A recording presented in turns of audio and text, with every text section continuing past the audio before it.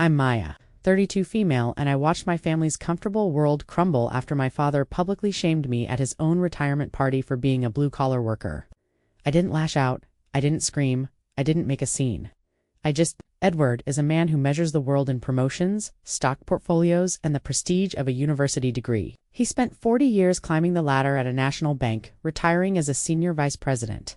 His hands are soft, his suits are tailor-made, and his approval has always been a currency I could never seem to earn. My mother, Helen, is a lovely woman in many ways, but her primary role in our family has always been to keep the peace, which usually meant siding with my father's loud, unyielding opinions. Then there is my sister Chloe, 4 years younger than me. She is the daughter my father always wanted. She followed his roadmap perfectly.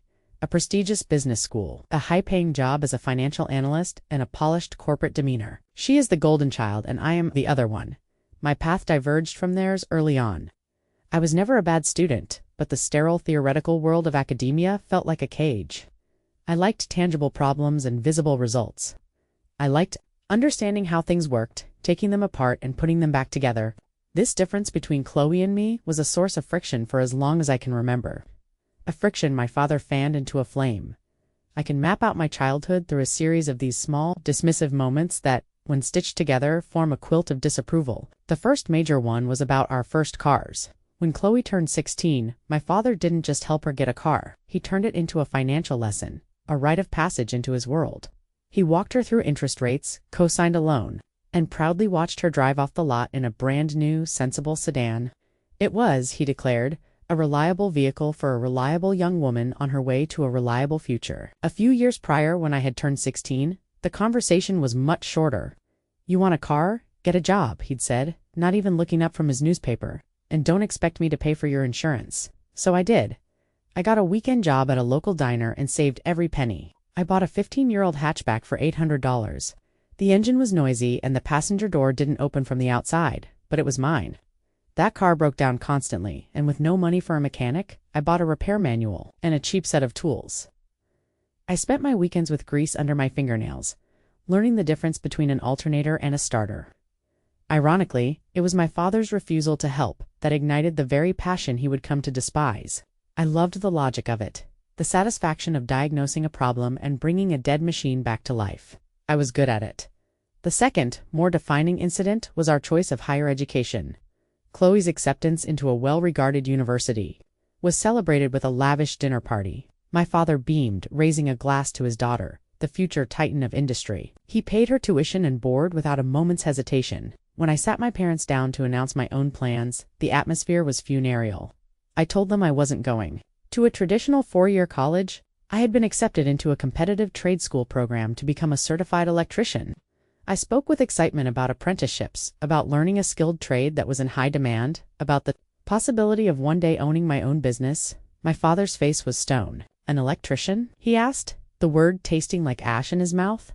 "Maya, you are a bright girl. You get good grades. This is a waste of your potential. It's a dirty job for people who can't get into a real college." "Edward, it's an honorable profession," my mother murmured, but her eyes wouldn't meet mine. "Honorable doesn't pay the bills like a real career," he retorted. "I will not pay a single dime for you to throw your future away. You're on your own." And so I worked 2 jobs to put myself through trade school.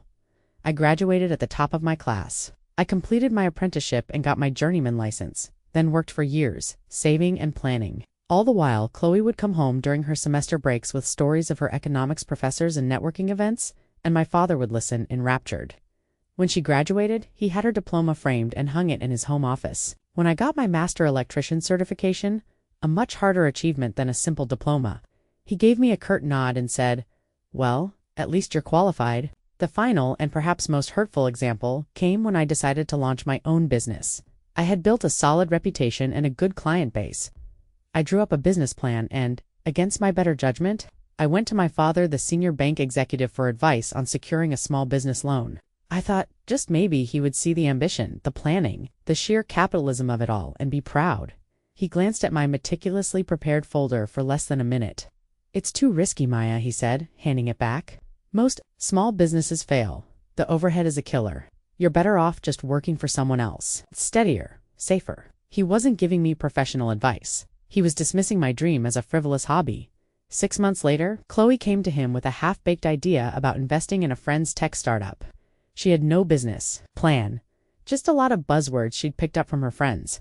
My father listened intently, nodding and asking what he considered to be insightful questions. At the end of the conversation, he wrote her a personal check for $20,000, seed money, he'd called it.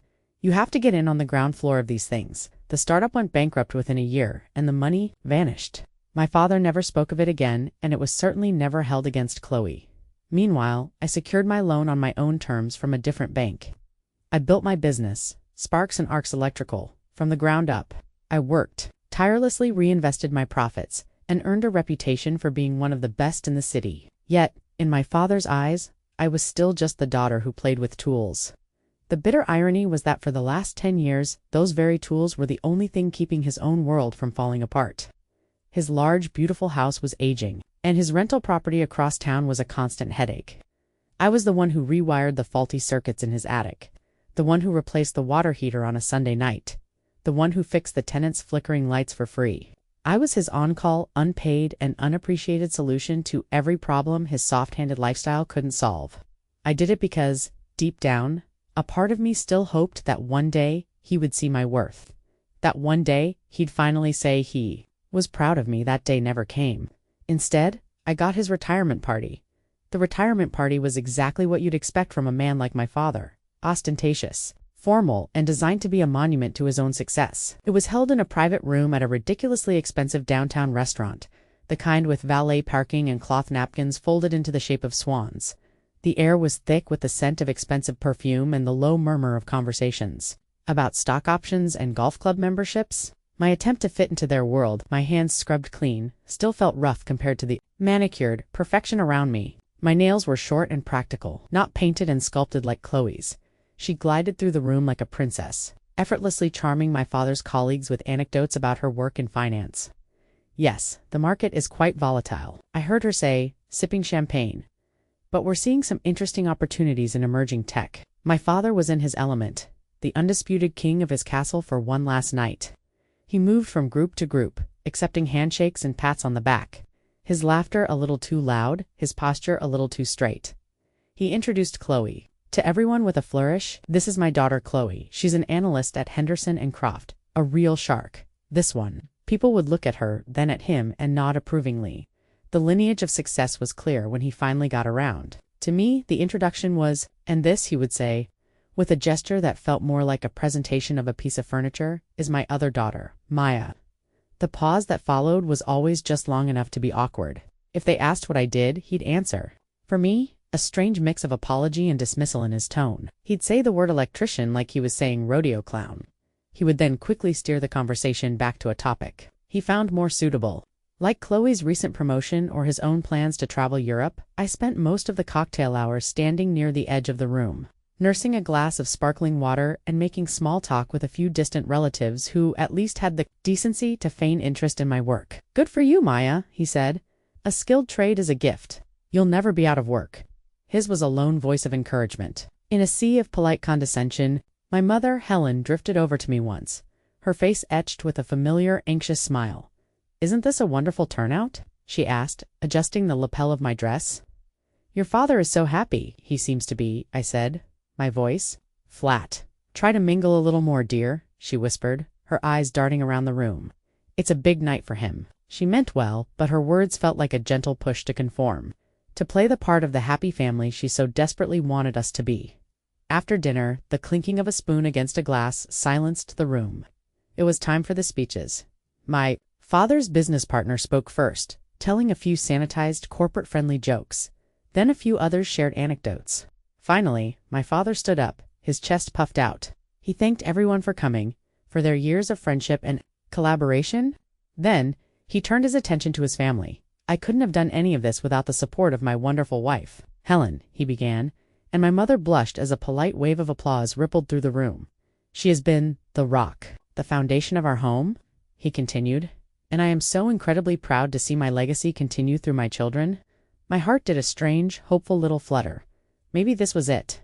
Maybe in this public forum, in this final act of his career, he would finally acknowledge me, my daughter. Chloe, he said, his voice swelling with pride as he gestured to my sister. She is everything a father could hope for. sharp, ambitious, successful. She took the lessons of hard work and dedication to heart and forged a brilliant career in a demanding field.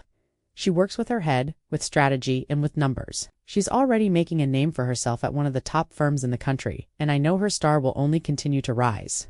Chloe, you make me prouder than you will ever know. The room erupted in applause. Chloe stood and gave a small, graceful bow, her eyes shining.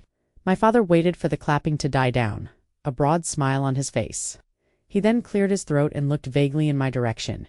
And of course there's Maya, he said. The shift in his tone was seismic. The warmth vanished, replaced by a sort of strained joviality. She chose a different path. He chuckled, a hollow sound that didn't reach his eyes. We always told her she had a good head on her shoulders, but she insisted on working with her hands instead.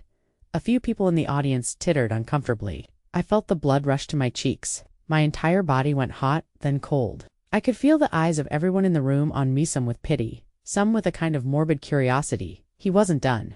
I guess every family needs someone who can change a fuse box, right? He said, trying to make it a punchline. He looked around for laughter and got a few weak, strained chuckles in return. She's a blue-collar worker, and there's dignity in that, I suppose. We're proud of her for her hard work. The final words were delivered with the enthusiasm of a man reading a grocery list. The contrast between his gushing praise for Chloe and this tepid, almost mocking acknowledgement of me was a physical blow. He didn't just fail to praise me. He used my life's work as a joke to elevate his own image as a magnanimous man who could tolerate a less than perfect child. He had publicly shamed me, reducing my successful business, my hard-won skills, and my entire identity to a punchline about changing fuses. I sat there, frozen, my hands clasped so tightly in my lap that my knuckles were white. I looked at Chloe, and she had the grace to look embarrassed, her eyes flicking down at her plate. I looked at my mother, who was staring at my father with a pained, frozen smile, willing the moment to pass. And I looked at my father, who was now raising his glass, oblivious and beaming, as if he had just done something wonderfully charming. In that moment, 10 years of free labor, of late-night emergency calls, of crawling through dusty attics and damp basements for him, flashed through my mind. All the times I had swallowed his condescending remarks, all the years I had hoped to earn his respect, it all curdled into a cold, hard knot in my stomach. It wasn't anger, not yet. It was a profound and sudden clarity. The door I had been knocking on my entire life, hoping for his approval, was never going to open. And what's more, I realized I was done knocking. I didn't wait for the dessert course. While my father was accepting more accolades, I quietly gathered my purse, slipped out of my chair, and walked out of the restaurant. No one tried to stop me. I don't think anyone besides my mother even noticed I was gone. The cool night air hit my face, and for the first time in a long time, I felt like I could breathe. The king could stay in his castle. I was done being the court jester. The drive home was silent. I didn't turn on the radio. The city lights blurred past my windows, a watercolor painting of a life I suddenly felt completely detached from. The humiliation from the party wasn't a hot, fiery rage. It was a cold, heavy weight. It was the feeling of a final confirmation of a truth I had always known but had refused to fully accept. To my father, I was a failure. My accomplishments weren't just lesser than Chloe's. They were an embarrassment to be downplayed with a joke. I walked into my small, quiet house, a house I had bought with my own money, whose every wire and switch I knew intimately. It was my sanctuary, built on the foundation of the very skills my father mocked. I sank onto my couch, the black dress feeling like a costume I couldn't wait to shed. The silence of the house was a relief after the forced cheer of the party. There in the quiet, the clarity I'd felt outside the restaurant began to solidify into a decision. For years, I had operated on a system of hope. I fixed their faulty wiring, hoping for respect. I installed their new ceiling fans, hoping for appreciation. I troubleshooted their tenants' complaints, hoping for acknowledgement. It was a transaction where I provided tangible, valuable labor, and they were supposed to provide the intangible, emotional validation I craved. But they had never held up their end of the bargain. The party wasn't an anomaly. It was the culmination of a lifetime of being devalued. The deal was off. The next morning, the emotional hangover set in. I felt drained, hollowed out. My phone buzzed around 10 a.m. It was my mother. I stared at the screen for a long moment before answering, steeling myself for what was to come. Maya, you left so abruptly last night. I was worried, she began, her voice tentative. I'm fine, Mom, I said, my tone cooler than I intended. Your father? He was a little clumsy with his words. The speech, I mean? You know how he is when he's the center of attention. He gets carried away, she said, offering the same flimsy excuse she always did. You know how your father is. It was the family motto, the universal pardon for every hurtful thing he ever said or did. He wasn't clumsy, Mom, he was clear. He said exactly what he thinks, I replied, my voice steady. There was a sigh on the other end of the line. Oh, Maya, don't be so sensitive. He's proud of you in his own way. No, I said, and the word came out with a firmness that surprised even me. No, he's not, and I'm done pretending that he is. I'm done trying to earn something that he's determined not to give. What are you talking about? She asked, a note of panic creeping into her voice. This was it, the moment of truth. I took a deep breath. I'm talking about everything. The house, the rental property, all of it. For 10 years, I have been your on-call 24/7 repair service. I've done thousands, probably tens of thousands of dollars worth of work for you and Dad, for free. And in return, I get publicly humiliated. So, I'm done. Done. What do you mean, done? I mean, my professional services are no longer available to the family for free, I stated, each word precise and deliberate. From now on, if you have an electrical issue, you can call my business line and schedule a formal appointment, and you will be billed at my standard rate, just like any other client. For any other issues, plumbing, heating, carpentry, I suggest you find reputable professionals. I can even give you some numbers if you like. There was a stunned silence on the line. I could almost hear her processing the information, the gears turning in her mind as she calculated the catastrophic implications of my words. Her entire world, so carefully maintained by my free labor, was shaking. Maya, that's ridiculous, she finally stammered. We're your family. You can't be serious. What about the rental? The circuit in the kitchen keeps tripping. Then you should call an electrician, I said calmly. I hear it's a dignified profession in its own way. The barb landed. I heard her sharp intake of breath. That is an incredibly petty and hurtful thing to say. Your father is retired now. We'll be on a fixed income. You know we can't afford to hire people for every little thing that goes wrong. Then perhaps you should have thought of that before you treated the one person who handled every little thing like a punchline, I retorted. The coldness was gone, replaced by a spark of long-suppressed fire. My value isn't dependent on your budget. My skills are my livelihood. The family discount is permanently expired. I could tell she wanted to argue, to guilt me, to pull me back into line with the old ways. But something in my voice must have told her it was useless. Her arguments deflated into a resigned, wounded whisper. I can't believe you're doing this to us. No, Mom, I said, my voice softening just a little. I'm doing this for me. After I hung up, a wave of terror washed over me. I had just detonated a bomb in the middle of my family. A part of me screamed that I was being cruel, ungrateful, selfish, but another, stronger part of me felt a profound sense of relief, of liberation. It was the feeling of a heavy door, one I'd been holding open for years, finally swinging shut with a decisive click dot to make it official, to ensure there were no misunderstandings or attempts to pretend our conversation never happened. I sat down at my computer. I composed a short, polite, and unequivocal email. I sent it to my mother, my father, and my sister. Subject regarding future maintenance and repairs. Dear Mom, Dad, and Chloe. Following the events of last night, I've had to do some thinking and have come to a decision. I wanted to put it in writing to ensure we are all on the same page. Effective immediately. I will no longer be providing my professional skills for maintenance or repair work on the family home or the rental property free of charge. I have poured a great deal of time, effort, and money into building my business and my expertise, and I must begin to value it appropriately. If you require electrical services, you are welcome to contact my company, Sparks and Arcs, to schedule an appointment. You will be provided with an estimate and billed at the same rate as all my other valued customers. For any issues outside the scope of my electrical license, such as plumbing, HVAC, etc., I recommend you begin compiling a list of trusted local contractors. I can provide some recommendations if you need them. This was not an easy decision, but it is a necessary one for me. Sincerely. My eyes stared at the screen for a full minute after I hit send. My heart was pounding. There was no going back now. The door was shut. It was locked. And I was standing on the other side waiting to see what would happen next. For the first time, I felt like the one holding the power. The 2 weeks that followed the email were defined by a profound and heavy silence. I didn't hear from my parents. Chloe didn't send a furious text message, which frankly surprised me. It was an unnerving quiet, the kind of stillness that precedes a storm. I went about my life, managing my business, scheduling jobs, sending out invoices. With every client I helped, every complex problem I solved, I felt a growing sense of my own worth, completely independent of my family's approval. The work itself was my validation. The silence broke on a Tuesday afternoon. My business phone rang, an unfamiliar number. I answered with my standard professional greeting, Sparks and Arcs, Electrical. Maya speaking. How can I help you? There was a hesitant pause on the other end. Maya, it's your mother. Her voice was strained. She was using the official channel just as I'd instructed, but it felt like speaking a foreign language. Hi, Mom, I said, keeping my tone neutral and businesslike. What's going on? It's the rental property, she said, her voice dropping to a conspiratorial whisper, as if she were trying to get around my new rules through sheer tone. The tenant in to be called again. That outlet in the kitchen, the one you patched up last year, it's not working at all now. And she says the lights flicker whenever she uses the microwave. She's being very difficult about it, threatening to file a complaint with the housing authority. I could picture the exact outlet.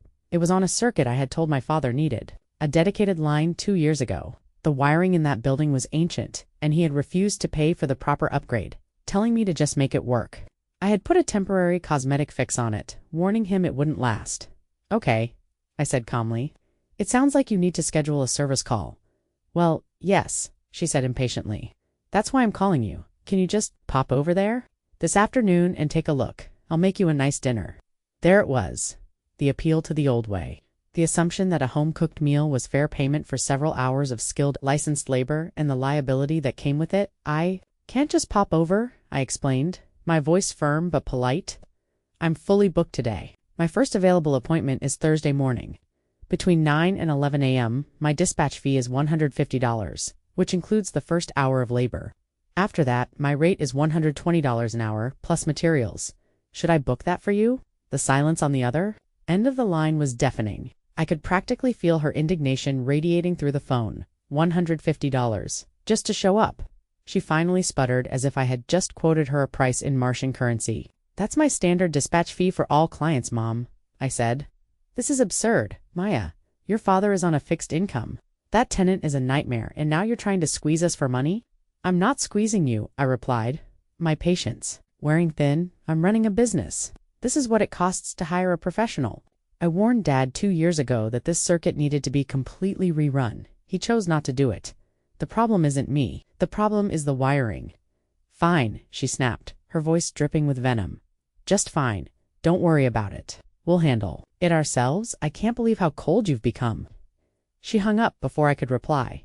I knew exactly what "we'll handle it ourselves" meant. It meant my father would go online and find the cheapest handyman he could, someone who would work for cash and cut corners. A week went by, I heard nothing. I assumed they had found someone and the problem was solved. Then, I got a call from Mrs. Rodriguez, the tenant in 2B.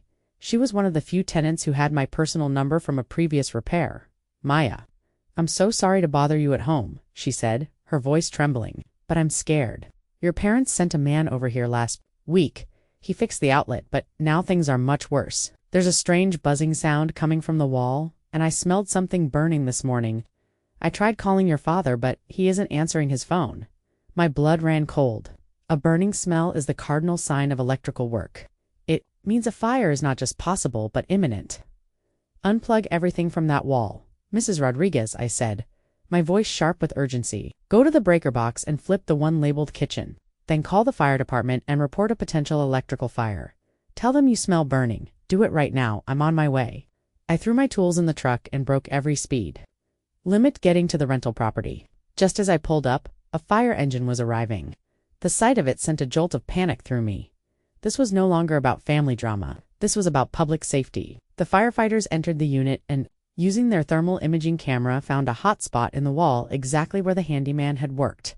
They cut open a section of the drywall to reveal a horrifying mess. The handyman had used the wrong gauge wire, failed to ground the outlet properly, and had wrapped the connections in cheap electrical tape instead of using proper wire nuts. The connection was arcing, slowly smoldering the wooden stud behind it.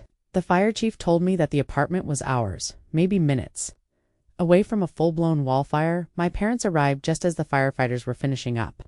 My father, Edward, saw the fire truck, my work truck, and the gaping hole in his tenant's wall, and his face went white. My mother looked like she was about to faint. The fire chief, a stern man with no time for nonsense, turned to my father. Are you the property owner? Yes, I am, my father said, his voice barely a whisper. "You're lucky your tenant had the good sense to call us," the chief said, his voice laced with authority. "This installation is a catastrophic failure and a major code violation. We're red tagging this unit. The power to this apartment will be cut until this is brought up to code by a licensed electrician and inspected by the city. You're going to be getting a full report and a notice of violation in the mail." My father stood there, speechless.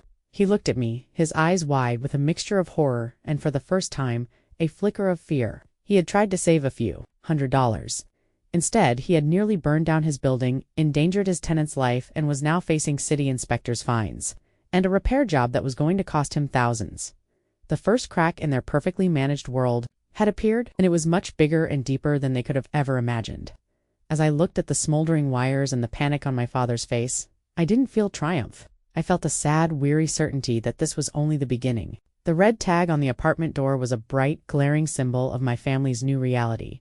It wasn't just a notice. It was a barrier. Mrs. Rodriguez, understandably, had to be moved into a hotel at my father's expense, and his rental income from that unit instantly vanished. The city inspector's report that arrived a week later was a brutal document, listing not just the handyman's disastrous work, but also half a dozen other pre-existing code violations in the building's ancient electrical system that my father had ignored for years. To legally rent the apartment again, he wouldn't just have to fix the one outlet. He would have to bring the entire unit's wiring up to modern standards. I sent him a formal quote from Sparks and Arcs to do the work properly. It was an honest quote, detailed and fair, but the number at the bottom was substantial. It was a 5-figure sum. I knew it would be a shock, but it was the true cost of years of neglect, the cost of valuing pride over prudence. That quote seemed to be the catalyst for the next domino to fall. This time it was Chloe who called me. She didn't bother with the business line. She called my personal cell, her voice sharp and accusatory before I could even say hello. "Are you out of your mind, Maya?" she began, dispensing with any pleasantries. "I saw the quote you sent, Dad. $10,000. Are you seriously trying to profit off of his misfortune?" "Hello to you too, Chloe," I said, leaning against the counter in my kitchen. "It's not misfortune. It's the direct result of Dad hiring an unqualified hack instead of a professional. And I'm not profiting. I'm charging the market rate for a massive rewiring job that meets legal safety standards. He's our father," she shot back, her voice rising. "He's retired. He and Mom are on a fixed income. They don't have that kind of money just lying around. You're being selfish and vindictive. This is because of that stupid party, isn't it? You're punishing them?" I took a slow breath, refusing to let her get a rise out of me. "This has nothing to do with punishment, Chloe. This is about respect, for my profession and for myself. For my entire life, Dad has looked down on what I do. He thought my skills were a cheap commodity he was entitled to for free. Now he's learning what they're actually worth in the real world, the hard way. So you're just going to stand by and watch them drown?" she demanded. "What happened to family helping family?" A bitter laugh escaped my lips. "That's a great question. Chloe, where was family helping family when I was working 2 jobs to put myself through trade school because Dad refused to help? Where was it when he gave you $20,000 for a flimsy startup idea after telling me my own business was too risky? Family helping family has always been a one-way street in this house. It flows from me to them. I'm just closing my lane." She was silent for a moment, thrown off by my counterattack. "That's not fair," she finally said, though her voice had lost its conviction. "Isn't it?" I pressed. "You have a great job. You make good money. Why don't you give Dad the $10,000 to fix the apartment?" I have expenses," she stammered. "My mortgage, my student loans. I can't just pull that kind of cash out of nowhere." "Exactly," I said softly. "You can't. Neither can I. This is my business, Chloe. This is my livelihood. The company that pays my mortgage. I can't afford to work for free any more than you can. The only difference is that for 10 years, everyone expected me to." Our conversation ended there. A stalemate of mutual resentment. But the pressure on my parents was mounting. The lost rental income was a significant blow to their monthly budget. Their attempt to find a cheaper electrician failed when every reputable company gave them a quote in the same ballpark as mine. The problem was too big for corner cutting, and then, as if on cue, the next domino tipped over. It was a cold snap. In late autumn, the kind that arrives suddenly and sends everyone scrambling to turn on their heat for the first time, my mother called me, and this time her voice wasn't angry. "It was desolate, Maya," she said, her voice thin and reedy. "Our furnace won't turn on. What do you mean?" I asked, my heart sinking a little despite myself. I wasn't an HVAC specialist, but I had serviced their furnace enough over the years to know it was an ancient, temperamental beast. It's making a clicking noise, but the pilot light won't ignite. The house is freezing. We had a man from the gas company come, and he said the ignition control module is dead. He said it's an old unit, and he's not even sure they make the parts for it anymore. He red tagged the furnace, Maya. He said it's unsafe to even try to light it. Another red tag. Their home, the castle my father was so proud of, was now failing around them. I'm sorry to hear that, Mom, I said gently. You'll need to call an HVAC company. We did, she said, and I could hear her start to cry. We called. 3 of them, they all said the same thing. The furnace is a dinosaur, it needs to be replaced. They quoted us. Maya, they quoted us between $7,000 and $9,000 for a new one. I closed my eyes. A new furnace and a complete rewiring of the rental unit. In the span of a month, my parents were facing nearly $20,000 in non-negotiable emergency expenses. This was money they simply did not have. Their comfortable retirement, built on my father's impressive salary and my invisible labor, was proving to be a house of cards. Chloe can't help, my mother continued, her voice choked with tears. He's not handling this well. He just sits in his office all day staring at the bills. He won't talk about it. The house is so cold, Maya. We're using space heaters, but it's not enough. She didn't ask me for money directly. She didn't ask me to fix it. She didn't have to. Her sorrow was a form of currency, an attempt to buy my sympathy and, with it, my capitulation. A year ago, I would have caved instantly. I would have drained my own savings, called in favors, done whatever it took to make them comfortable again. But I wasn't the same person I was a year ago. I had found my backbone, and it was forged in the fire of my father's disrespect. I'm sorry you're going through this, Mom, I said, and I truly meant it. I hated that she was cold and scared. This is a really tough situation. I paused, choosing my next words carefully. This is something you and Dad need to talk about. You need to look at your finances and make a decision. I can't make it for you. I was offering sympathy, but not a solution. I was giving her support, but not a rescue. It was a boundary she had never encountered from me before, and her heartbroken sob was the sound of her colliding with it at full force. The dominoes were no longer just falling. They were crashing down all around them. A week of frigid silence passed. I imagined my parents huddled in their cold house, wrapped in blankets, the space heaters struggling against the autumn chill. The image was deeply unsettling, a constant low-level hum of guilt in the back of my mind. But the guilt was overshadowed by a stronger, colder resolve. This wasn't a crisis of my making. It was a crisis of my father's creation, born from a lifetime of pride. He was the one who had to face it. The confrontation came on a Saturday morning. I was at my office, catching up on paperwork, when I saw his car pull into the parking lot. My father, Edward, had never once, in the 5 years since I'd opened it, set foot in my place of business. His presence here was monumental. He stepped out of his pristine sedan, looking smaller and older than I had ever seen him. He wasn't wearing one of his tailored suits, but a simple sweater and slacks. His shoulders were slumped, his face pale and drawn. He walked to the front door of my office and stood there for a long moment, as if gathering the strength to enter. I unlocked the door and let him in. The framed certifications on the wall, including the master electrician license he had once dismissed, his eyes lingered on a large schematic for a commercial project I had pinned to a corkboard. So, this is it, he said, his voice raspy. It wasn't a question. He didn't look at me. He stared at the floor, at his own expensive shoes, at anything but his daughter. Your mother is miserable, he began, his voice low. The house is unlivable. The real reason he was here? I don't understand why you're doing this, Maya, he said, finally looking up. His eyes weren't angry as I had expected. They were filled with a deep, bewildering confusion. Why are you being so cruel? There was that word again. Cruel, vindictive, petty. It was the only way they could frame my actions. The only way they could make sense of me refusing to be their safety net. I'm not being cruel. Dad, I said, my voice quiet but firm. I am treating you exactly like I treat any other customer. The problem is that you've never seen me as a professional. You've only ever seen me as your daughter, and her labor in your mind was free. You are my daughter, he said, his voice rising with a flicker of his old authoritative tone. Families are supposed to help each other. They are, I agreed. But help is a two-way street. So is respect. Can you honestly tell me that you have ever, for one single moment, respected what I do for a living? To retort, to give an automatic, of course I do. But the words died on his lips. He couldn't say it. We both knew it would be a lie. He broke eye contact again, the silence stretching between us. That speech at your party, Dad, I continued, my voice thick with emotion I had held back for weeks. That wasn't a slip of the tongue. That wasn't you getting carried away. That was the unvarnished truth of how you see me. Chloe for her mind and her ambition. You made her sound like a successor to your throne, and then you talked about me. You dismissed my entire life, my business, my passion as a joke about changing a fuse box. You didn't just hurt my feelings, you tried to diminish me. You made my life's work sound like a cute little hobby a child has. Tears pricked at my eyes, but I refused to let them fall. I have crawled through filth in your crawlspace. I have stood on rickety ladders in your attic. Eve once because a tenant overloaded the circuits with holiday lights. I did it all without a single complaint, and I never sent you a bill, and do you know why? Because I was a fool. I thought that if I was useful enough, if I saved you enough money, one day you'd look at me and see my value. But after that speech, I finally understood.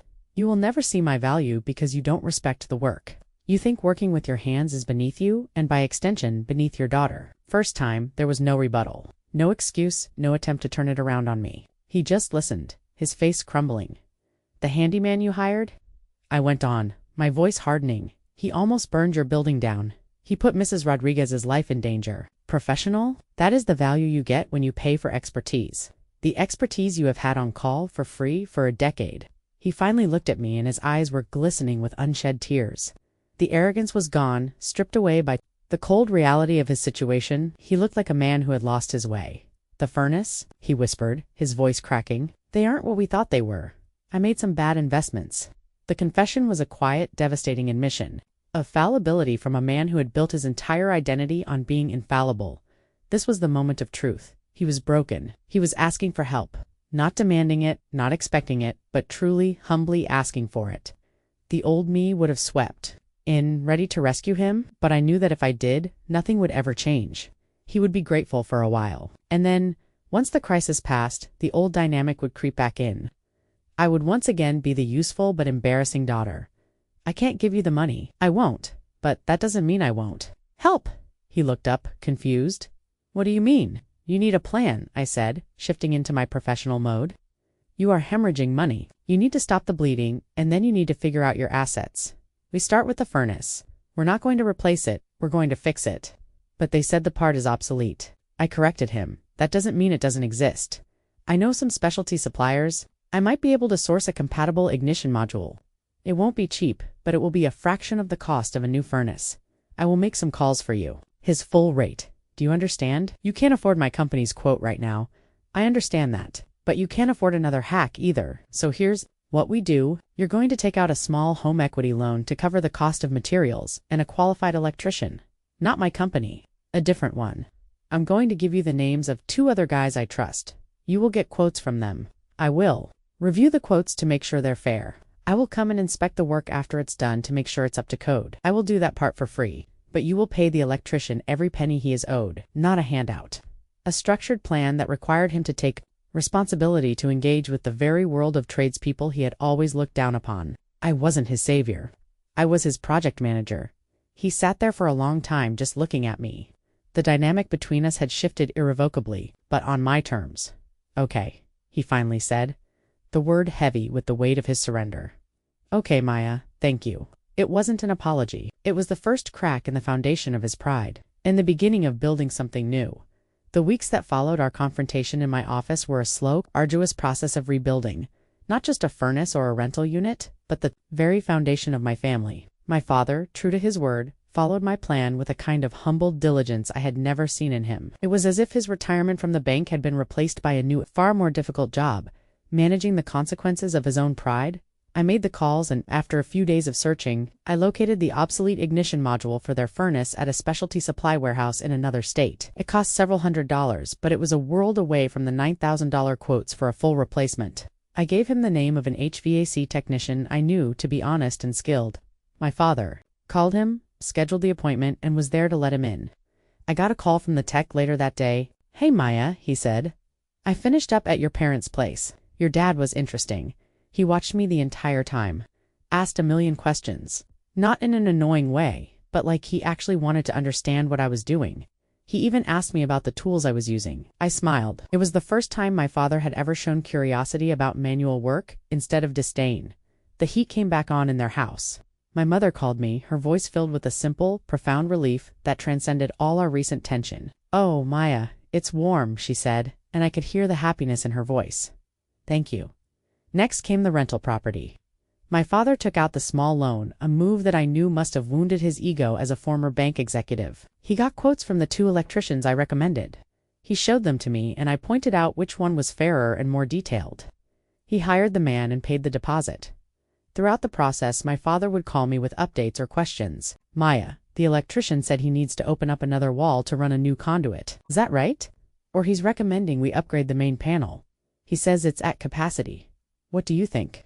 I would talk him through it, explaining the technical reasons, the code requirements, the long-term benefits. We were talking. More than we had in years, but the subject was entirely within my world, on my turf. He was no longer lecturing me about my career choices. He was seeking my expert opinion. He was, for the first time, seeing the headwork that went into the handwork. He was learning that my job wasn't just about connecting wires. It was about problem-solving, safety, and complex systems. When the work at the rental was complete, I went to do the final inspection as promised. My father met me there together. We walked through the unit. I checked the new panel, tested the outlets, and examined the quality of the installation. It was good. Clean work. He did a good job, I said, giving a nod of approval. "This will pass the city inspection? No problem. You can get a tenant back in here."